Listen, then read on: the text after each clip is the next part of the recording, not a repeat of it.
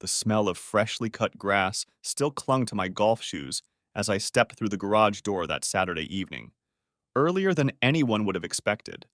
The storm had rolled in fast over the Riverside Country Club, those dark clouds I'd seen gathering on the horizon during my backswing on the 14th tee finally making good on their threat. Lightning had crackled across the sky just as I was lining up my putt, and the marshal had come racing up in his cart, waving us in with the urgency of someone who'd seen what Carolina thunderstorms could do to golfers who thought they were invincible. "Richard, we've got to clear the course," he'd shouted over the rising wind. "This one's going to be nasty!" So here I was, home at 5:47 p.m. instead of my usual 8:30, my Saturday routine disrupted by nature's intervention. I set my Titleist bag against the wall, noting the mud caked on the bottom from where I'd trudged through the wet rough, looking for Johnson's errant drive on the 13th. My polo was damp with the first fat raindrops that had started falling as we'd hurried to our cars, and I was looking forward to a hot shower and maybe catching the rest of the game on TV. The house was quiet. That particular kind of quiet that expensive houses have, where the silence costs extra. Our 6,000 square foot colonial and riverside estates had been built with noise reduction in mind, every wall insulated, every floor reinforced. It was the kind of quiet that used to comfort me, that spoke of success and security and having made it in life. Today, though, something about it felt different. Expectant, maybe, like the house was holding its breath. I kicked off my foot joys and padded through the kitchen in my socks, noting that Natalie hadn't started dinner yet. Not unusual for a Saturday. She often had wine with the ladies at the club until 7, though I'd noticed her car in the garage. The Viking range sat pristine and untouched, its stainless steel surface reflecting the late afternoon light filtering through the plantation shutters. I reached up to grab a glass from the cabinet, thinking about making myself a scotch and settling into my leather chair to watch the weather roll in when I heard her voice. Clear as a bell, floating in from the patio through the sliding door she'd left cracked open. "When will you leave him?"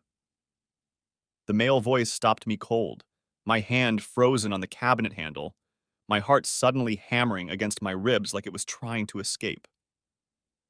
"I can't give up this lifestyle, Jake." My wife's response came through crisp and unmistakable. She must have had her phone on speaker. She always did when she was home, claimed it hurt her ear to hold it too long.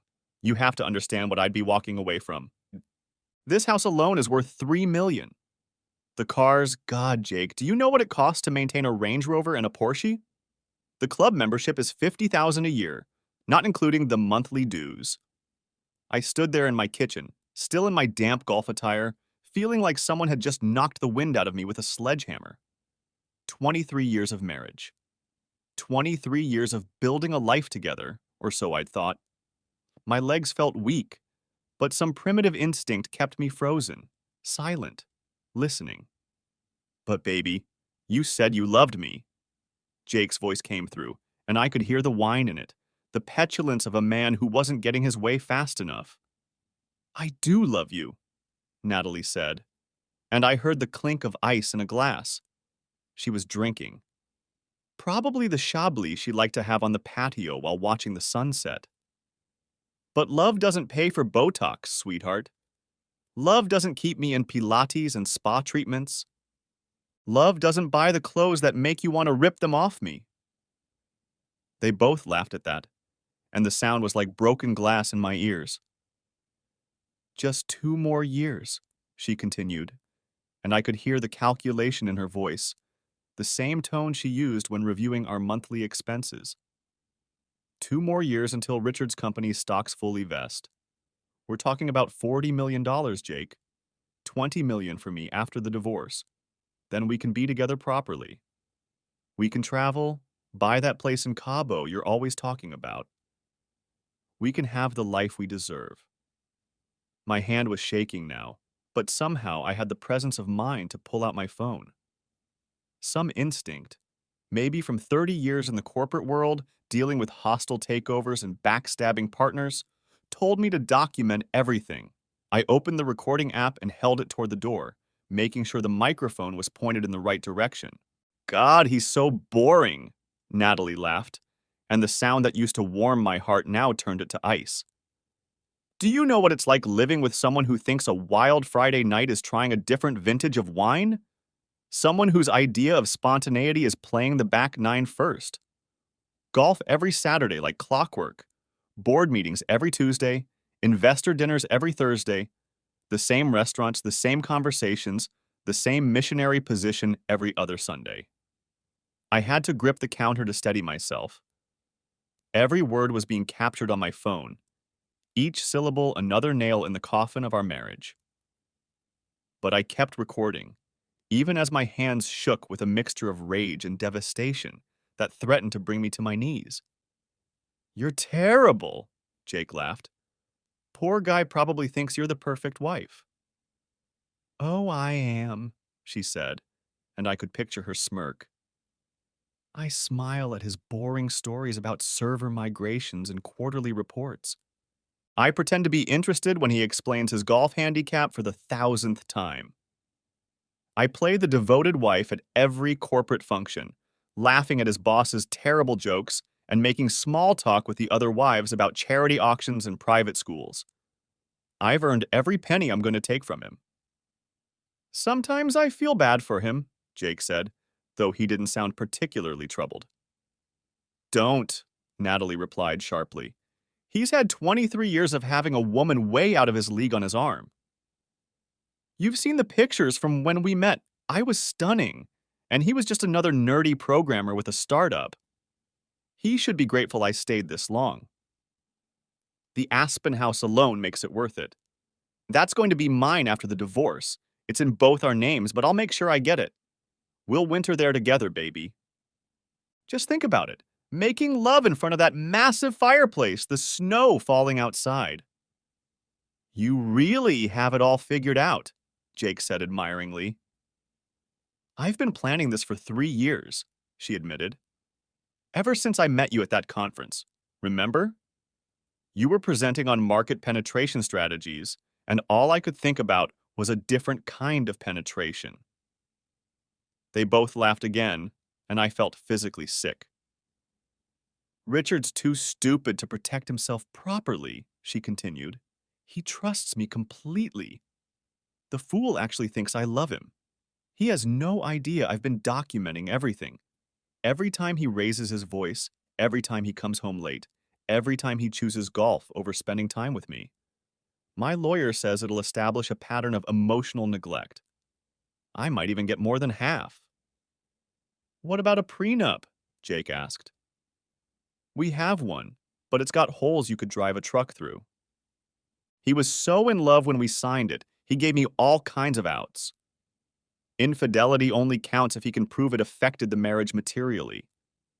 Abandonment requires me to leave for more than 6 months. And the best part? If I can prove emotional abuse or neglect, the whole thing gets thrown out. You're brilliant, Jake breathed. I'm practical, she corrected. I've invested 23 years in this marriage like it was a long-term stock option. Now it's time to cash out at peak value. He just closed that deal with Microsoft. The company valuation has never been higher. If I wait much longer, who knows? Tech is volatile. Better to strike now while the iron's hot. When can I see you again? Jake asked, his voice dropping to what he probably thought was seductive. Tuesday. Richard has a board meeting that always runs until 10. Come by at 7, we'll have 3 hours. I bought that lingerie you like, the black set from La Perla. The one that cost $800? $1,200 actually, but don't worry, Richard paid for it. He thinks it was for our anniversary. He even wrote a sweet note about how he hoped it would rekindle our romance. Pathetic, really. I had to grip the counter harder to keep from storming out there. The lingerie I'd bought, hoping to surprise her, to maybe bring back some of the passion we'd lost. She'd been wearing it for him. For Jake. The conversation continued for another 10 minutes. They discussed their affair in graphic detail, how long it had been going on, 8 months, where they met, her office, my bed when I was traveling, hotels paid for with my credit card, and their future plans.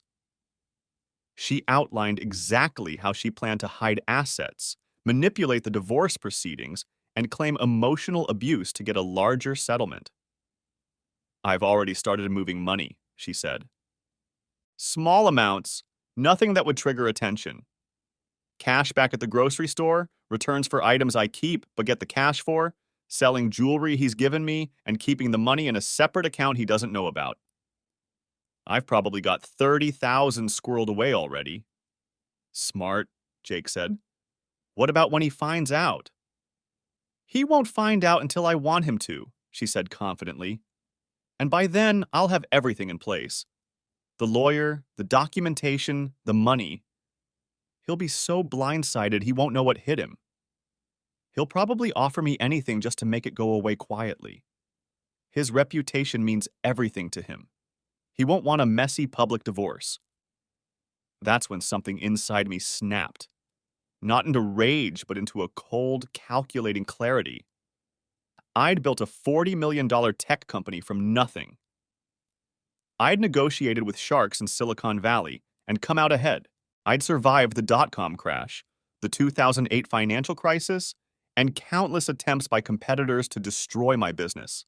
If Natalie wanted to play games, she was about to learn why I was successful in one of the most cutthroat industries in the world. I quietly retreated to my home office, still recording, and made my first call. Harrison, my lawyer's voice came through after 2 rings. What's wrong? You never call on weekends unless...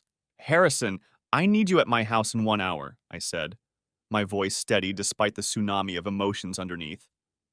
Bring a locksmith and a moving crew. Natalie's leaving tonight. Richard, what happened? I have her on recording admitting to an 8-month affair and planning to defraud me in a divorce. She's been hiding assets and creating false documentation of emotional abuse. The prenup has a fraud clause, doesn't it? It does, Harrison said, his voice immediately shifting to lawyer mode. If you can prove fraudulent intent, she gets basically nothing beyond the state minimum. You said you have a recording? Crystal clear. 8 months of affair, planning to take half my assets, admission that she's only staying for the money. It's all there. Jesus Christ. Okay, I'll be there in an hour with everything we need. Richard, don't do anything rash. Don't confront her yet. I won't. I'm going to keep recording and make some preparations. Harrison, bring the emergency filing paperwork. All of it. You want to file tonight? I want her out tonight. Can we do it? If the house is in your name alone, yes. Let me check the deed records while I drive. Keep recording everything you can. My next call was to my accountant, who picked up on the first ring despite it being Saturday evening. The benefits of paying someone very well to be available. Michael, I need you to freeze all joint accounts immediately. Richard, what's going on? Natalie's been having an affair and planning to divorce me. I have proof. Lock everything down. On it. I'll need to make some calls, but I can have everything frozen within the hour. What about her credit cards? Cancel them all. Leave her personal account alone. I want to be fair, but everything else gets shut down immediately. My third call was to my IT guy. Tommy, I need all passwords changed on all accounts. Email, banking, investment, social media, everything. And I need the house security system codes changed within the hour.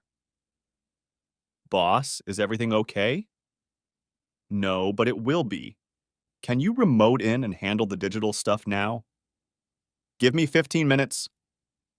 I made 6 more calls in rapid succession. The country club, the marina, the car insurance company, the cell phone provider, our financial advisor, and finally, James Whitfield, the CEO of Natalie's company. James, it's Richard Palmer.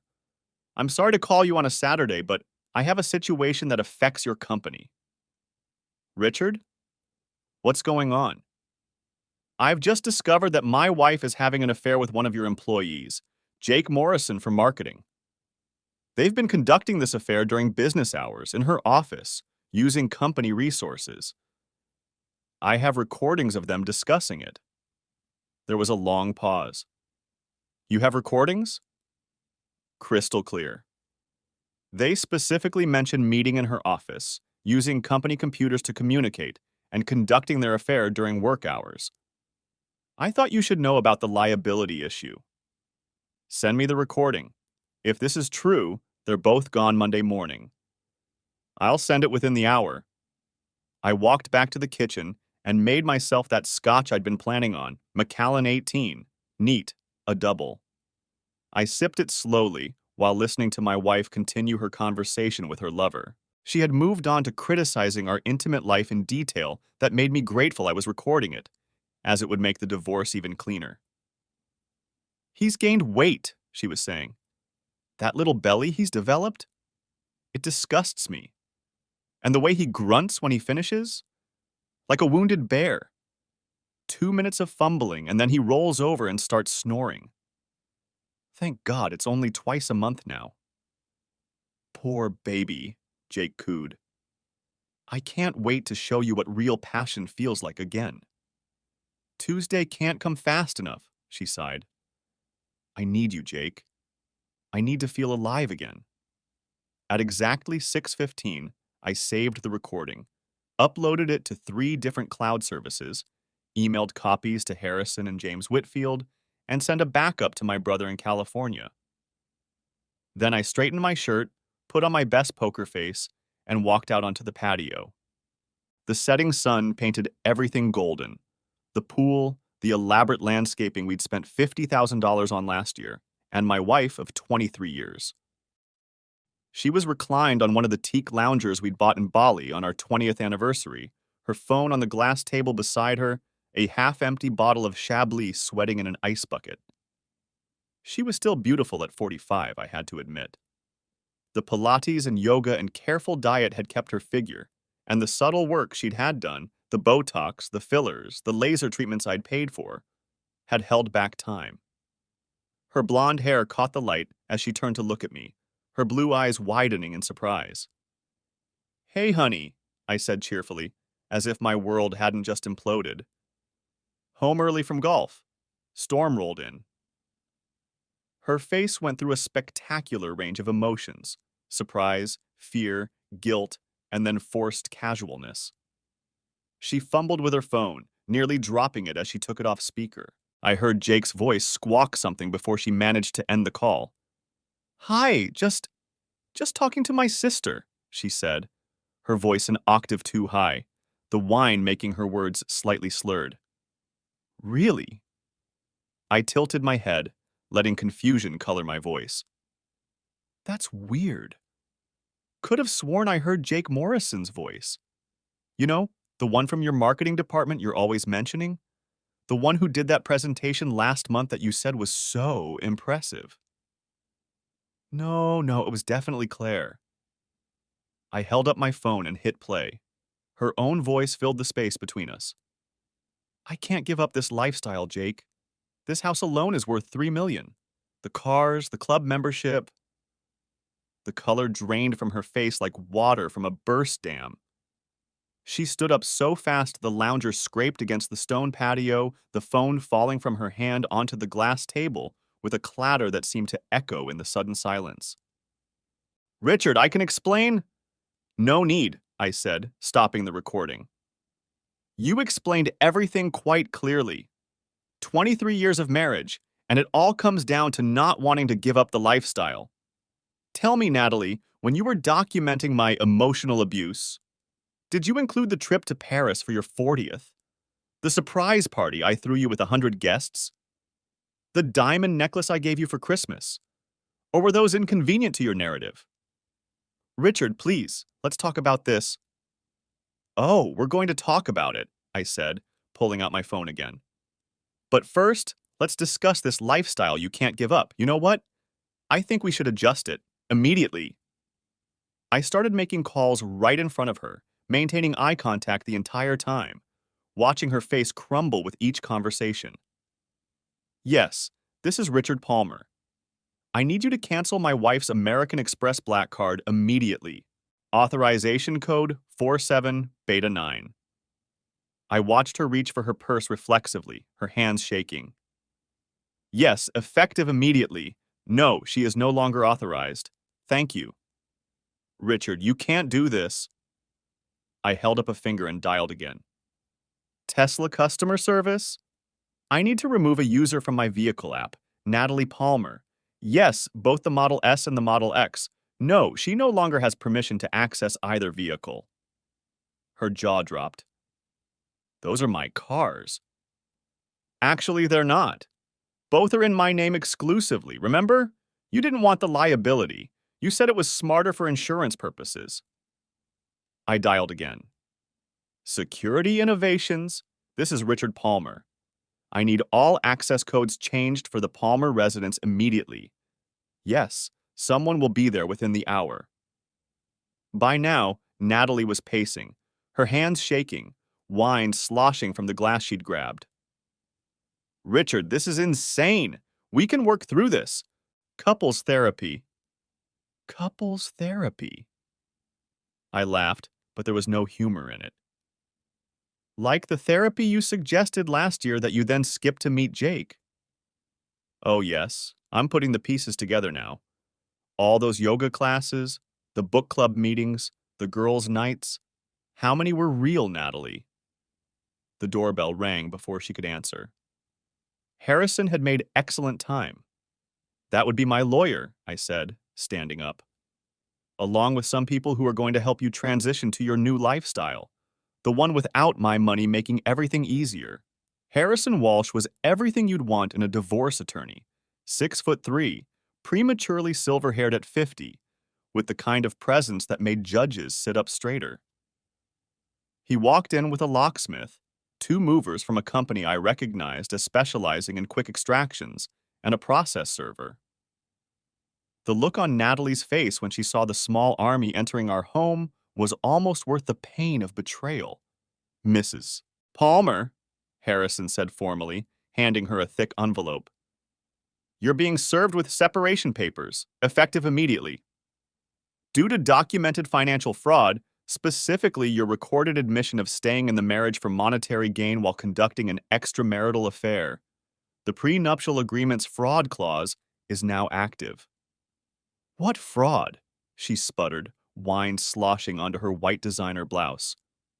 That was a private conversation, which you conducted on my property, in my home, while planning to defraud me of millions of dollars, I said. Harrison, play her the recording. Harrison pulled out a tablet and hit play. Natalie's voice filled the living room. I've been planning this for 3 years. Richard's too stupid to protect himself properly. I might even get more than half. As her own words echoed through the house we'd built together, I watched my wife of 23 years realize exactly how badly she had miscalculated. The movers began working immediately, heading upstairs to the master bedroom with boxes and wardrobe containers. You can't just throw me out, she shouted, her carefully maintained composure finally cracking completely. I have rights! This is my home, too!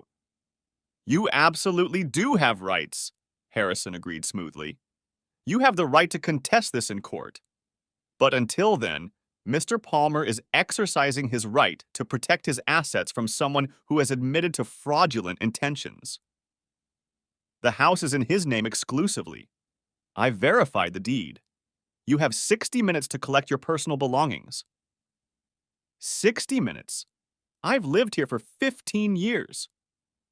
And you've been planning to steal from him for 3 of those years, according to your own words, Harrison replied. 60 minutes is generous. The law doesn't require any notice for removal under these circumstances. I walked to my office and continued making calls, each one another brick in the wall I was building between Natalie and the life she'd taken for granted.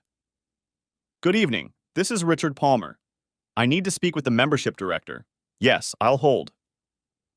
I looked at Natalie as she followed me, mascara now running down her cheeks. Hi, Martin. I need to revoke Natalie Palmer's membership privileges immediately. Yes, all of them. The tennis court reservations, the spa appointments, the restaurant charging privileges?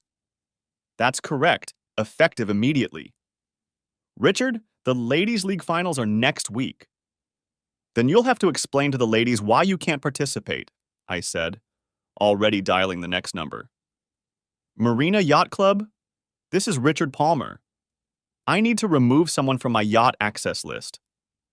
One by one, I methodically dismantled the life she couldn't give up.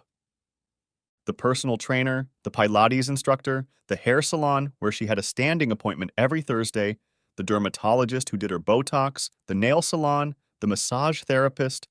Everyone who had my credit card on file was called and informed that Natalie Palmer was no longer authorized to charge to my accounts.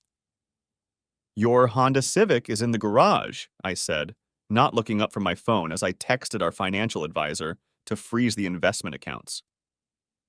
The one you had when we met. It's still in your name, so you're welcome to take it. The Range Rover and the Porsche keys need to stay here. My Honda. That thing is 15 years old. It barely runs. But it's yours, and it's all yours. See? I'm not leaving you with nothing. Harrison approached with another document. Mr. Palmer, I've prepared an inventory list. We need to document what Mrs. Palmer is taking with her. The lead mover appeared in the doorway.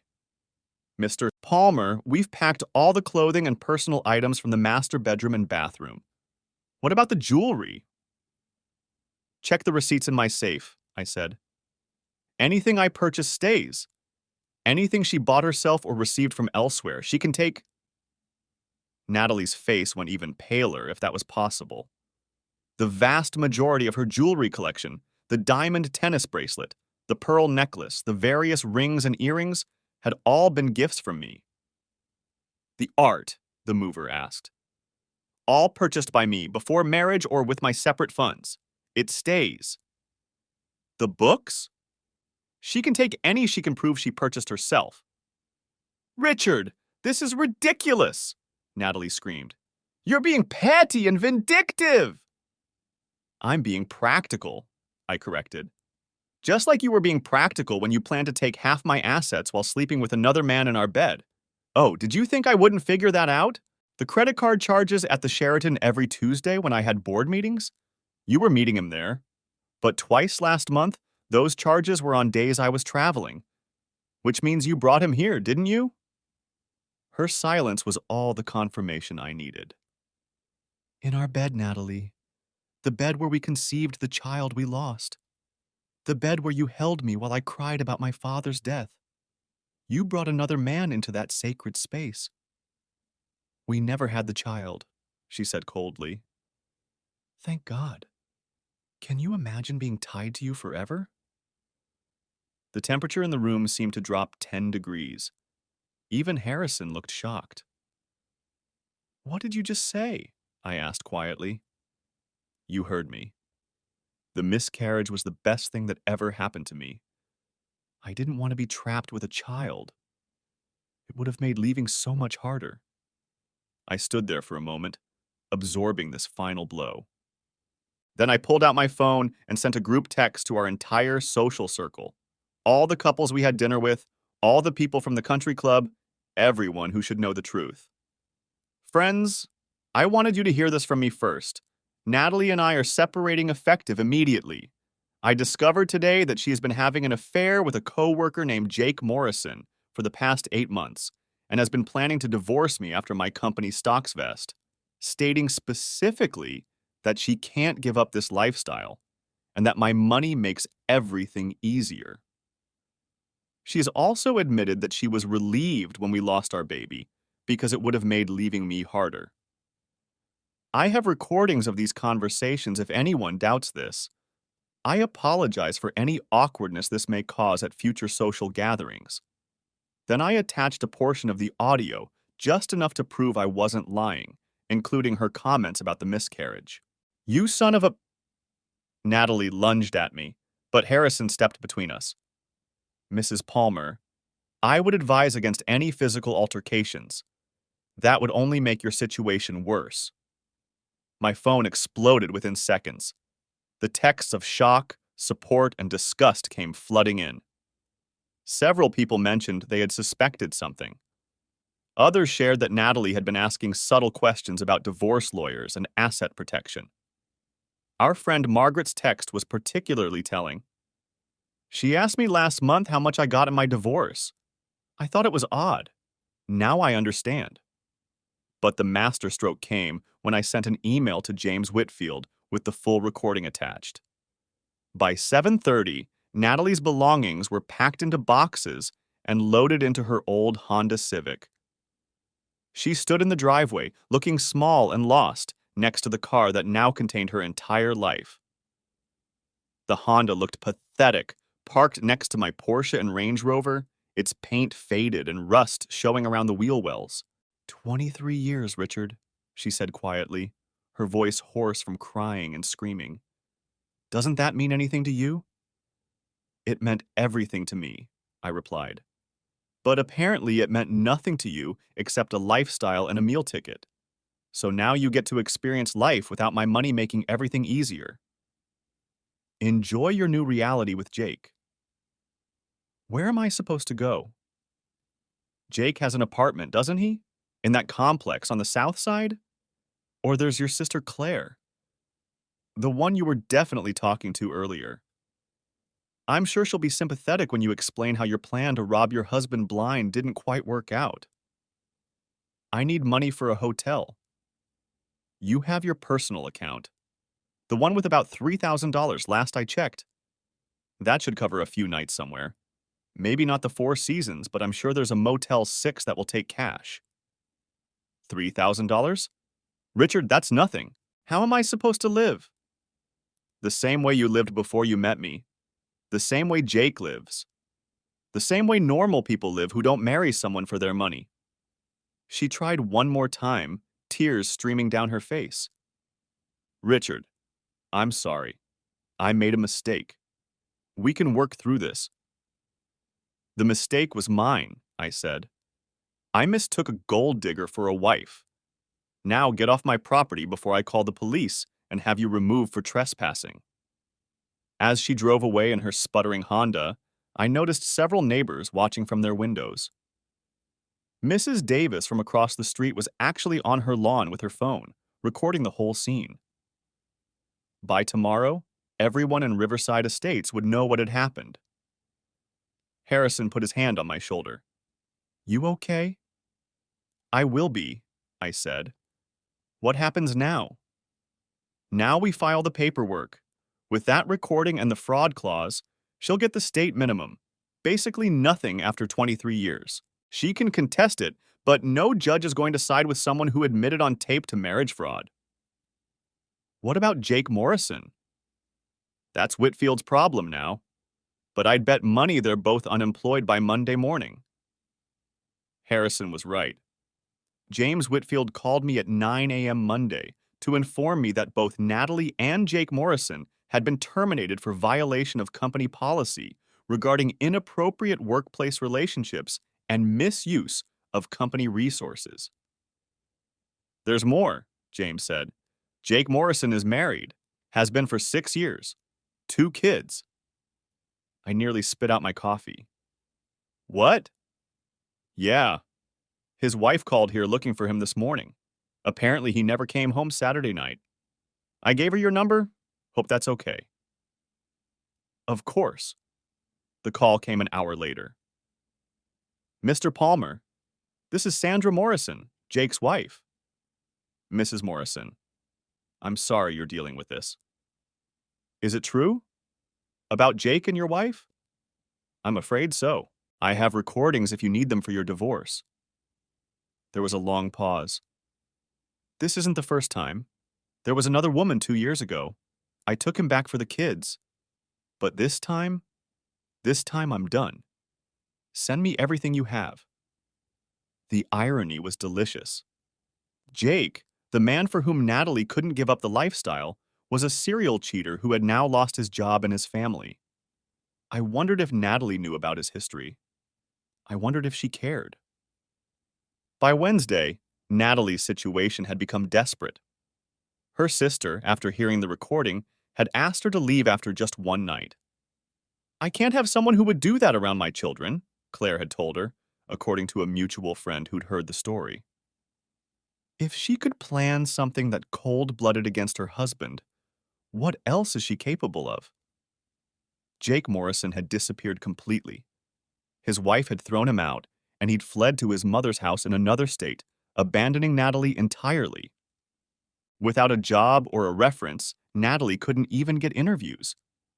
The marketing community in our city was small and incestuous, and word had spread quickly about why she'd been fired. She called me from a blocked number on Thursday afternoon. "Richard, please, I'm running out of money. The hotel wants me gone tomorrow. I need help." "Natalie, you have a law degree from Northwestern. You're a capable professional with 20 years of experience. I'm sure you'll figure it out." "No one will hire me! You've destroyed my reputation." "I didn't destroy anything. I simply told the truth. Your own words and actions destroyed your reputation." "Where am I supposed to go?" "That's no longer my concern. You should have thought about that before you spent 3 years planning to steal half my assets while sleeping with a married man." "I'll contest the prenup. I'll get my fair share." "Good luck with that." "Harrison tells me that recorded confessions of fraud tend to hold up very well in court. You might get the statutory minimum, about $50,000. After legal fees, you'll be lucky to have enough for a security deposit on an apartment." $50,000? Richard, we were married for 23 years. And for 3 of those years, you were actively planning to defraud me. The court takes that seriously.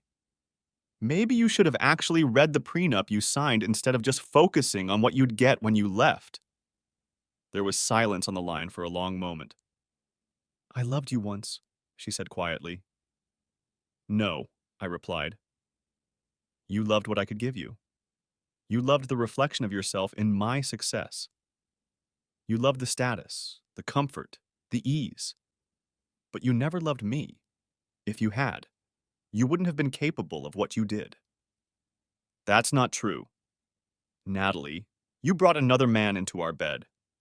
You laughed about our intimate moments with him. You called me stupid, boring, predictable. You said the miscarriage of our child was the best thing that ever happened to you. That's not love. That's contempt." "I was angry when I said that about the baby." "No, you were honest. Probably for the first time in years. Goodbye, Natalie." I hung up and blocked the number. The divorce proceedings were swift and brutal. Natalie hired a lawyer, not a very good one, as she couldn't afford the retainer for anyone decent who tried to argue that the recording was obtained illegally. Harrison destroyed that argument in minutes. The recording was made in Mr. Palmer's home, of a conversation being conducted openly on his property. Mrs. Palmer had no reasonable expectation of privacy. Furthermore, she was using Mr. Palmer's Wi-Fi network and discussing the planned fraud against him. He had every right to document this conversation. Her lawyer then tried to argue emotional abuse, but Harrison came prepared. "Your Honor, I have here credit card statements showing over $2 million in purchases by Mrs. Palmer over the last 5 years. Jewelry, designer clothing, spa treatments, vacations, a Range Rover, extensive home renovations she requested. I also have testimony from friends and colleagues about the numerous romantic gestures Mr. Palmer made throughout the marriage, surprise parties, anniversary trips, thoughtful gifts. This is not the behavior of an emotional abuser." "But the marriage was loveless," Natalie's lawyer argued. According to Mrs. Palmer's own recorded words, she was the one who found Mr. Palmer boring and disgusting, Harrison countered. "She admitted to staying in the marriage solely for financial gain while conducting an affair. That's fraud, Your Honor. Plain and simple." The judge, a woman in her 60s, who had probably seen every type of divorce case imaginable, looked at Natalie with barely concealed disgust. "Mrs. Palmer, you admitted on tape to marriage fraud." You admitted to planning to hide assets and create false documentation of abuse. You admitted to conducting an affair for 8 months while planning to take half of your husband's assets. The prenuptial agreement you signed is clear. In cases of fraud, you forfeit any claim to marital assets beyond the statutory minimum. I find in favor of Mr. Palmer. Natalie got exactly $50,000. After her lawyer's fees, she had $32,000. In San Francisco, that might cover 6 months of expenses if she was very careful. I ran into her at a coffee shop 3 months after the divorce was finalized. I almost didn't recognize her. The designer clothes had been replaced with off-the-rack basics from Target. Her hair, once perfectly highlighted every 6 weeks, was showing gray roots. The manicured nails were gone, replaced by bare, short-trimmed naturals. She looked tired, older, defeated. She was sitting alone at a corner table with a small coffee, probably the cheapest thing on the menu, and a laptop that I recognized as an ancient Dell she'd had in college. She was scrolling through job listings, her face pinched with worry. She saw me and froze. I could have walked past, pretended not to see her, but something made me stop. "Hello, Natalie." She looked up at me, and for a moment, I saw the woman I'd fallen in love with 25 years ago, before the money changed everything.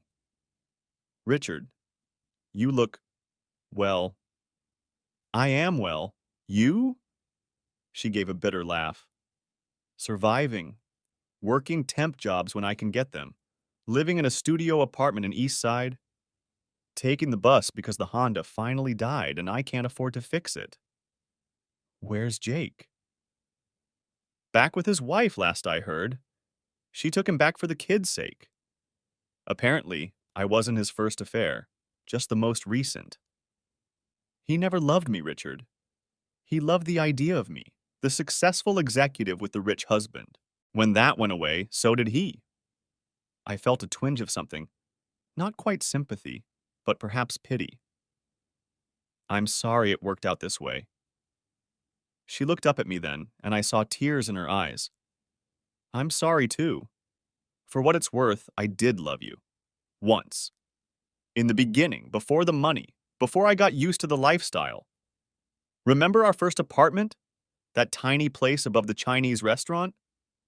The one where the heat didn't work and we had to sleep in sleeping bags one winter?" "We were so happy then," she said softly.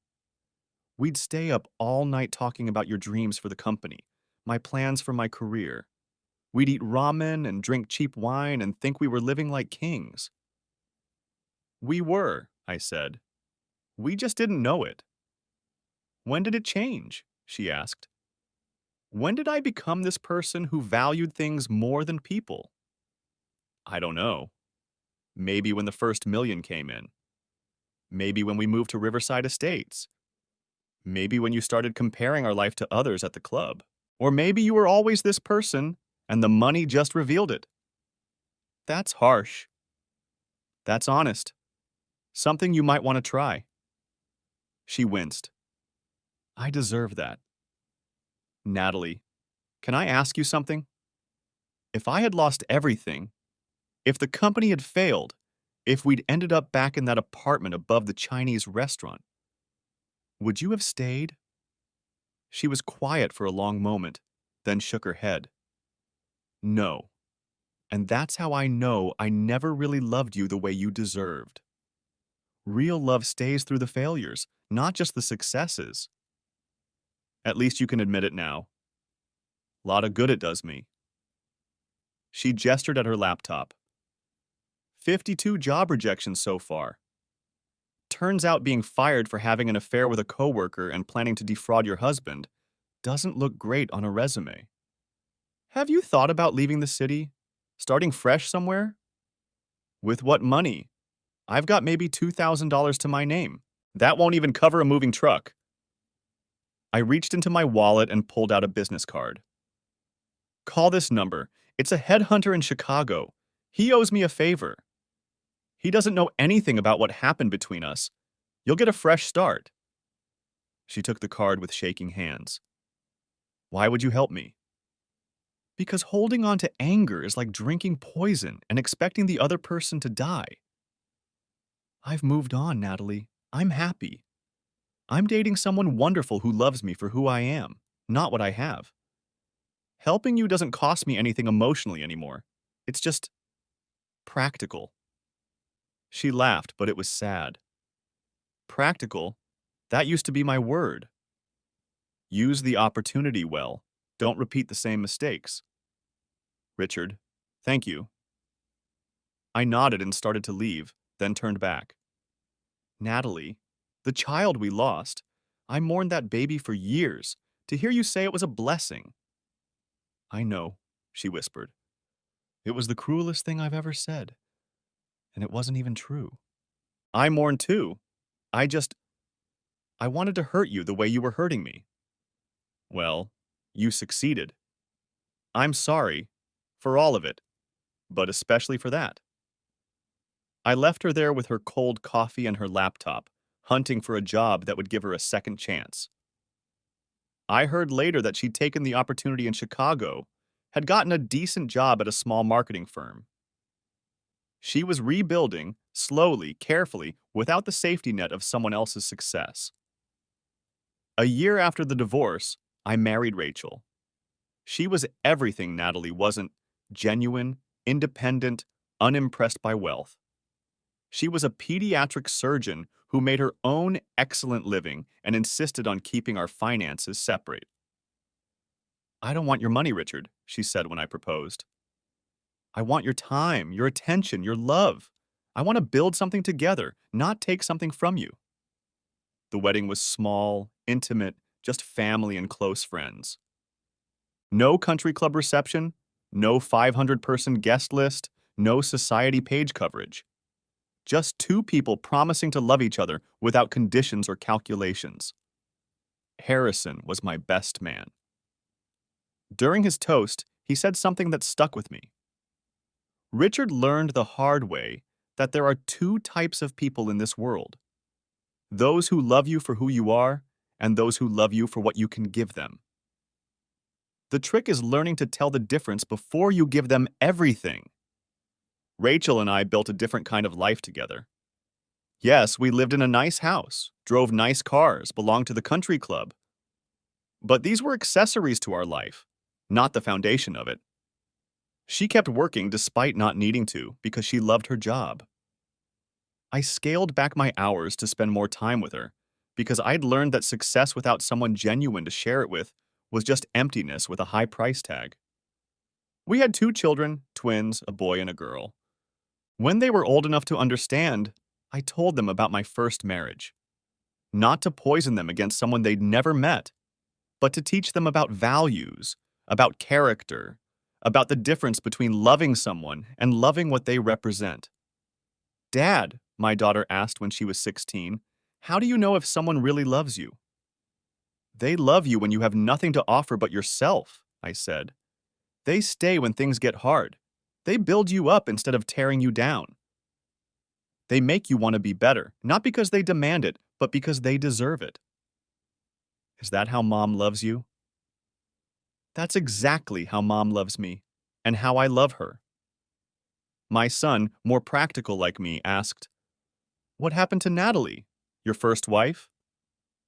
I don't know, I said honestly. And it doesn't matter.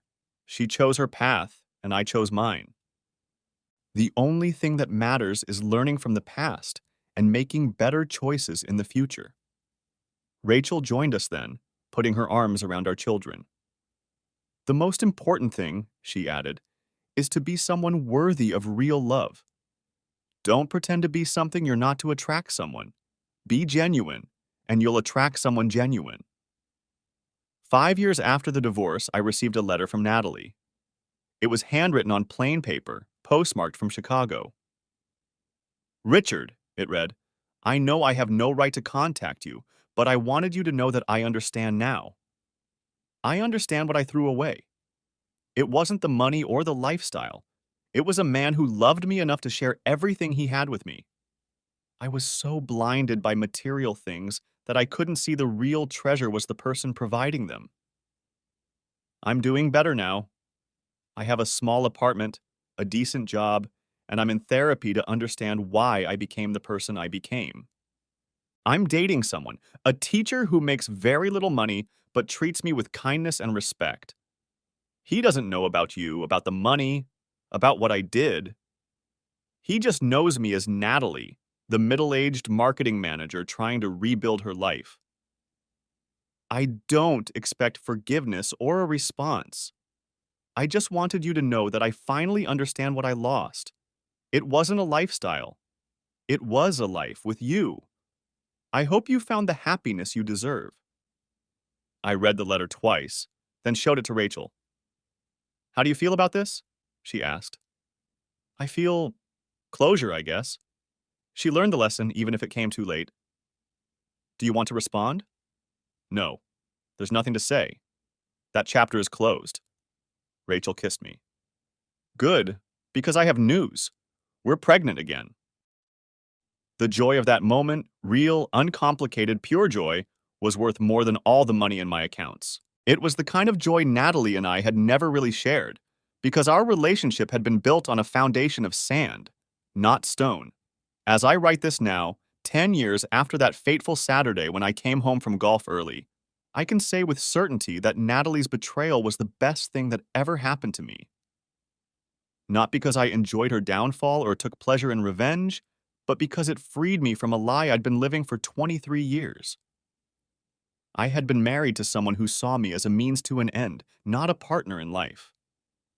Her betrayal revealed that truth in a way nothing else could have. The lifestyle she couldn't give up became the very thing that exposed her true nature. The Saturday evening that changed everything wasn't really about catching her in an affair. It was about finally seeing the truth that had been there all along. She had never loved me. She had loved what I represented, what I could provide, what being married to me said about her. When she lost all of that in a single evening, she lost everything she valued. But when I lost her, I lost nothing of real value at all.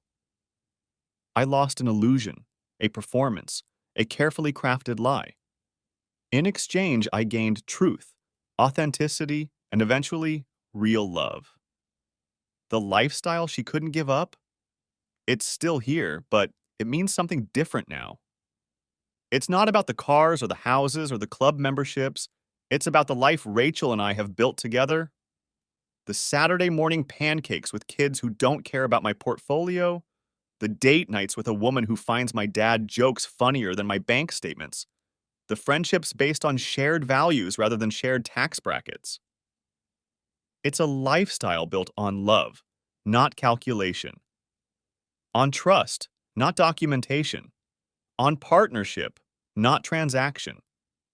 Natalie thought she was the one who couldn't give up the lifestyle. But in the end, the lifestyle gave her up.